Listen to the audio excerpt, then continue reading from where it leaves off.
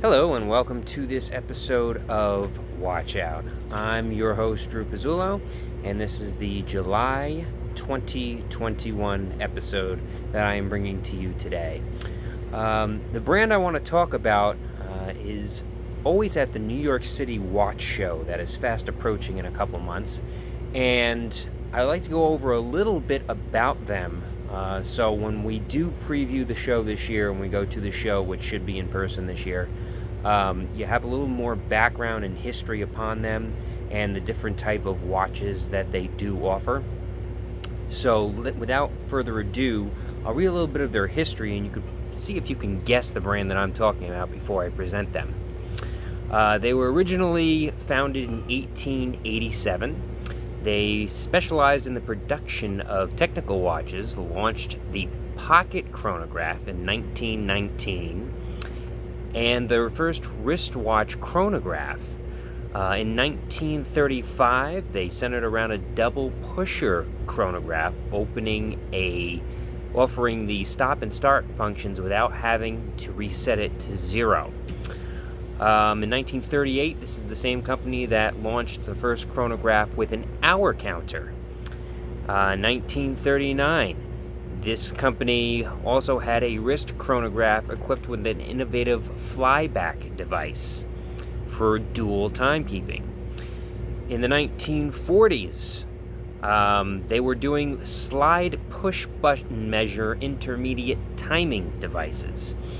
1950s and 60s, they also got into the Chronomasters, and lo and behold, it all led to something that this company is known for. If you guys haven't figured it out yet, the company that I am talking about is Eberhard Company.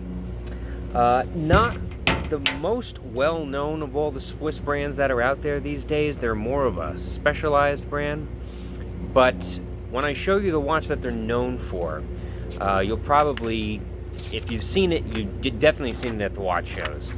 And this is what they're known for in all different facets, which is called the Chrono 4. Okay, this is pretty much, this was the first one to come out with the 4 subdials. And you can see on the 4 subdials, you have a 30-minute subdial, you have a 12-hour, you have a 24, and you have a 60-second subdial. And this keeps for more accurate chronograph timekeeping for a variety of different reasons. And there's different dial variations. These watches are up to 5 ATM, and they do have the screw and the case back and everything else like that. They also have the option of a rubberized alligator strap, or the steel bracelet, what you see here. But the Chrono 4 is really what made this company, because it brought it to a new level. Most watches you see on the market today are 3 subdials, and for the chronograph purposes. And you see that a lot with Breitling, and you see it going around and it's snapped back. Well, this was the company that brought that into the mainstream and really brought it into a different level. Because the Chrono 4 is not just this Chrono 4 version that we're talking about. It's the one I also have here on display as well, which is in person. And here's another version of the Chrono 4. Okay, and this one is called the Temprario. Okay, and you can see the Temprario is the pretty much the square version of the Chrono 4. Okay, so you do have a different design. It's got a unique little design to it. Okay, and you still got the 4 subdials. Everything is still the same. But what makes these watches unique is that 4th subdial, which really, takes it to a different level. I want to show you some different things that they've actually put on the Chrono 4. Different designs, different colors. They have a variety of different colors. There's the white with the black subdial. I go further into this wonderful book. They even have it in the rose gold. Okay, if you wanted a rose gold with the alligator strap or a leather strap, they make it in those versions as well. You also have, they can go with the yellow hour markers and the black dial, which you can see all the way. My dog is getting a little upset. She must like the yellow sub markers. They also make it in green, blue, red, you name it. They have orange. You know, they keep going with the different types of Chrono 4s that they make, which really brings colors into the scheme, because not a lot of Swiss watch companies like to do a variety of colors. There's too many SKU lines, they don't sell as well. So for Eberhard to go into a lot of different Chrono 4 models and types and really bank their whole company on this fourth chronograph style really makes them quite unique. And they even have the divers versions of these watches, so you can see when they put the rubber strap on those as well to make it a dive piece.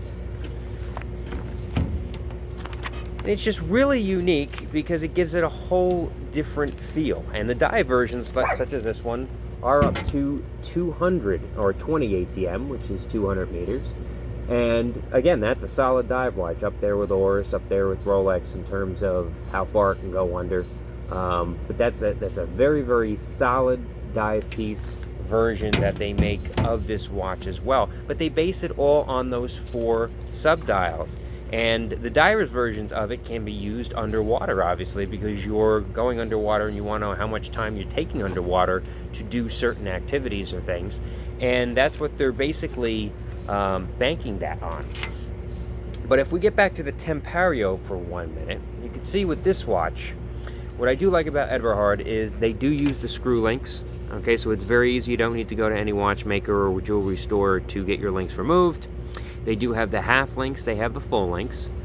And what they have is a unique little slide bar to close the watch. You'll notice this is a little function here. It goes back and forth, back and forth. And you open it up, this locks it, this unlocks it, where you can, again, put the watch on, and then you snap it in and slide it over. It takes a little getting used to. It can get in the way of your wrist sometimes, but it is a nice little unique feature. And with the Temprario, you don't have your pushers. See, there's nothing here on the bottom or the middle. The 2 pushers are up on top to start and stop the watch.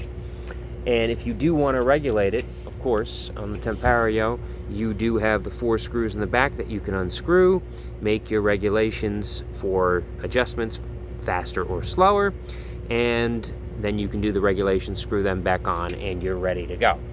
So it does have a unique, different types of features to it. The Temprario, though, is only 3 ATM, so again, I stress, be careful about putting it in the shower or underwater, because if you do get any type of condensation or water in these types of watches, they are expensive to fix.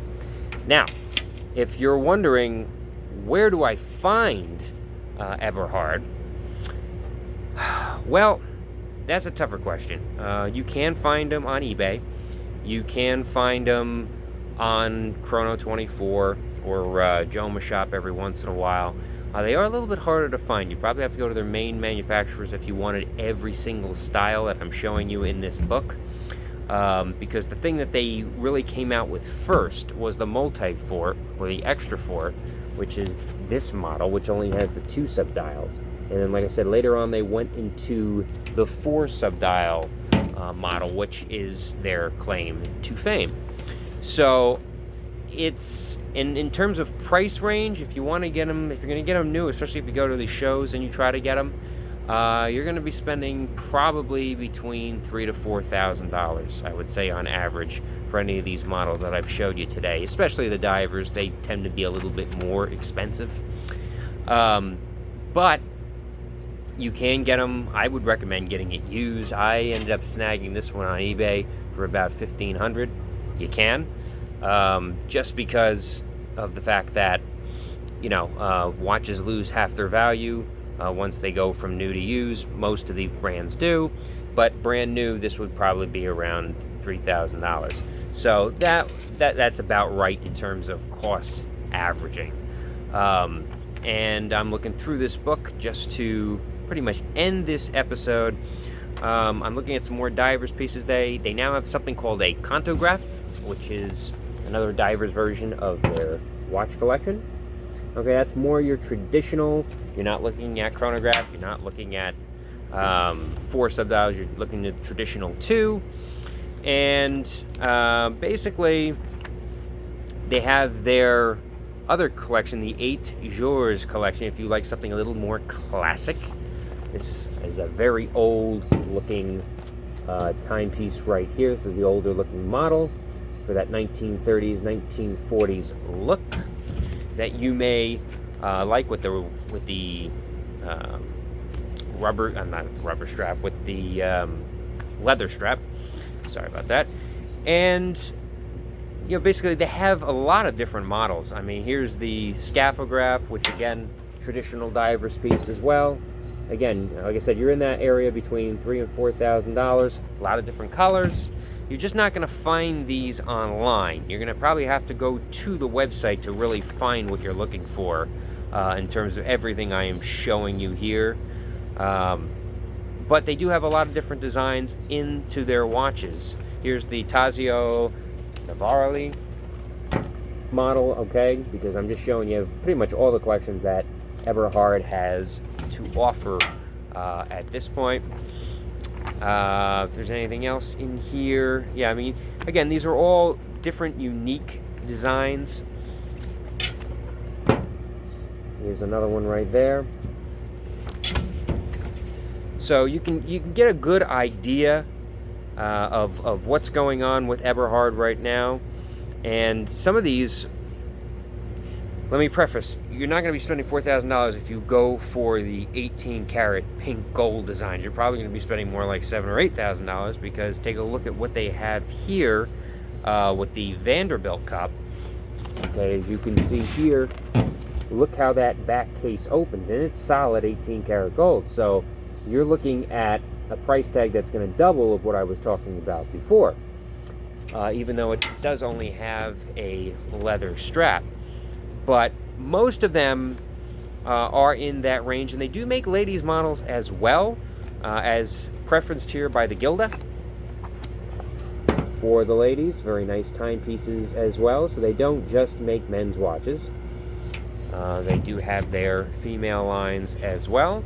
Nice timepieces here. Their Gilda is basically their main line for the ladies, with a bunch of different designs. As you can see, we'll go here with diamonds. They'll do a lot of different things with the Gilda. That is their main piece, and this is probably their crown jewel of the Gilda right here. Don't ask me what that costs, because I haven't really researched that. But that is their creme de la creme of the Gilda piece. So as I pretty much take this book and put it to the side, just to let you know, that basically is the Eberhard collection. We will be looking at that brand in the NYC Watch Show coming up later this year, as I will go with a couple of co-hosts there. Stay with me next month as I look to give you another watch review, or I want to actually talk about a common problem that people have with watches, that especially that I had with actually a watch that I'm wearing right now, which is the Concord Mariner. I want to talk to you about, is it a fact or fiction? Can people be allergically magnetic to watches? That means if you put a watch on your wrist, can it stop? And why would be the main reasons that it would stop? So we're going to go through all of the theories about that. We'll go over what's true and what's false, now that I have had about 2.5 years of research on this subject. So stay with me next month. Keep sending your requests and likes, dislikes, whatever. I'll be here, and I will see you next month. So watch out. We'll see you then.